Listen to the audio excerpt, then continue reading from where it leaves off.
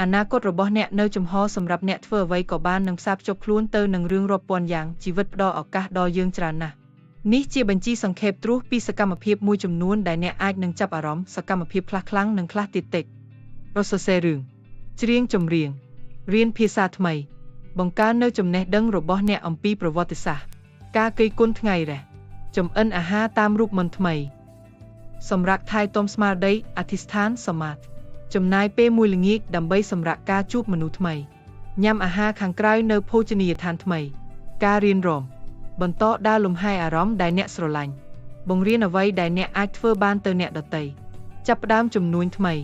ចាប់ផ្ដើមធ្វើសកម្មភាពដែលអ្នកធ្លាប់ចូលចិត្តឡើងវិញធ្វើដំណើរកម្សាន្តជាមួយក្រុមគ្រួសារឬមិត្តភក្តិរៀបចំកម្មវិធីជប់លៀងនៅផ្ទះរបស់អ្នកដោយមិនចាំបាច់មានមូលហេតុខលទៅមិត្តដែលអ្នកខានតាក់ទងជាយូរជួលជុលកង់របស់អ្នកហាត់ប្រាណដើម្បីមានរាងស្អាតអានប្រឡោមលោកដែលអ្នកចូលចិត្តម្ដងទៀត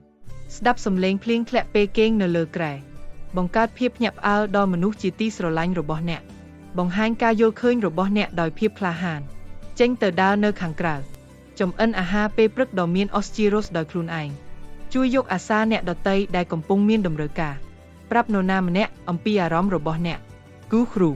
ចម្អិនអាហារសម្រាប់មិត្តរបស់អ្នកបញ្ចប់នៅអ្វីដែលអ្នកមានបំណងចង់សិក្សាស្វែងរកការងារថ្មីលេងកីឡាលេងហ្គេមរៀនសរសេរកម្មវិធីនិងការអភិវឌ្ឍគេហទំព័រមានរឿងជាច្រើនដែលយើងអាចធ្វើបានមានរឿងអ្វីខ្លះដែលអ្នកចាប់អារម្មណ៍តើអ្នកបានសម្រេចចិត្តរួចហើយយឺនៅថាអ្នកចង់ធ្វើមួយណាបើរួចហើយតោះចាប់ផ្ដើមធ្វើតាមជំហានសាមញ្ញខាងក្រោមនេះដើម្បីជួយឲ្យអ្នកទៅដល់ទីនោះគិតពីគោលដៅរបស់អ្នកហើយសរសេរវាចេញមកឥឡូវនេះអ្នកត្រូវគិតពីជំហានដែលអ្នកត្រូវការដើរដើម្បីសម្រេចវាបានវិធីល្អមួយដើម្បីមើលទៅស្ថានភាពបច្ចុប្បន្នរបស់អ្នកអាចចាប់យកគោលដៅឥឡូវនេះឬត្រូវធ្វើអ្វីផ្សេងជាមុនសិនសរសេរនៅអ្វីគ្រប់យ៉ាងដែលអ្នកត្រូវធ្វើដើម្បីសម្រេចគោលដៅរបស់អ្នក